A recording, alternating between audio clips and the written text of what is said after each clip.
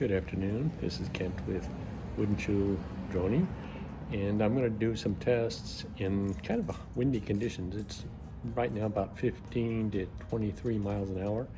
And I thought I would fly different drones with different gimbals to see the difference and show the difference between a light drone with a one-axis gimbal, the Neo 1, and then go on up to the Neo 2, the Mini 5 Pro, and then the Spect Air, which is equivalent to the DJI Air 3. I'll get set up and then we'll get going. I get to the other drones I mentioned. This is a Holystone drone with a one-axis gimbal and no EIS or electronic image stabilization. As you can see, it moves around a lot.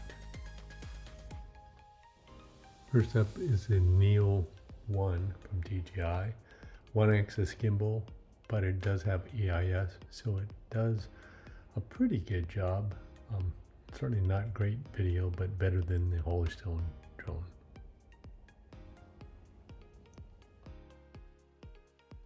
By the way, if you enjoyed this video, please hit like and subscribe. I very much appreciate it.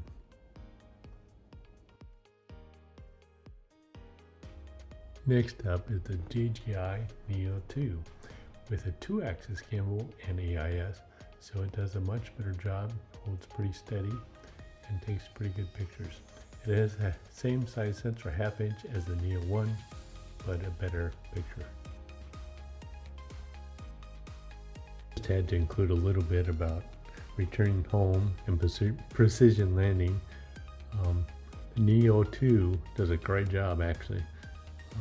Maybe not as good as the Mini 5 Pro and Air 3S, etc., but it's pretty accurate. So I just had to show it.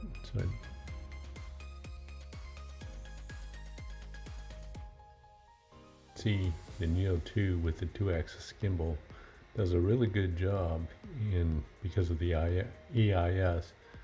One of my favorite drones, so versatile.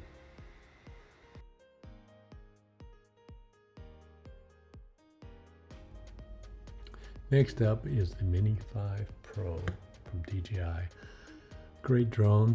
It has a 3-axis gimbal, 1-inch sensor, which means it's better in low light than any of the other drones I've shown, and one of my favorites.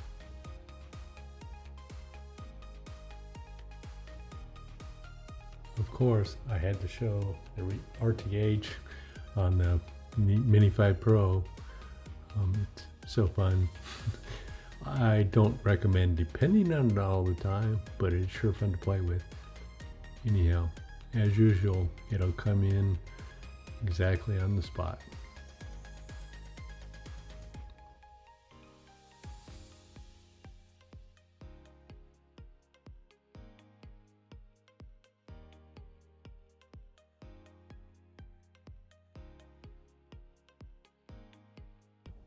And last, but certainly not least, the Spect Air, which is the DJI Air 3 equivalent.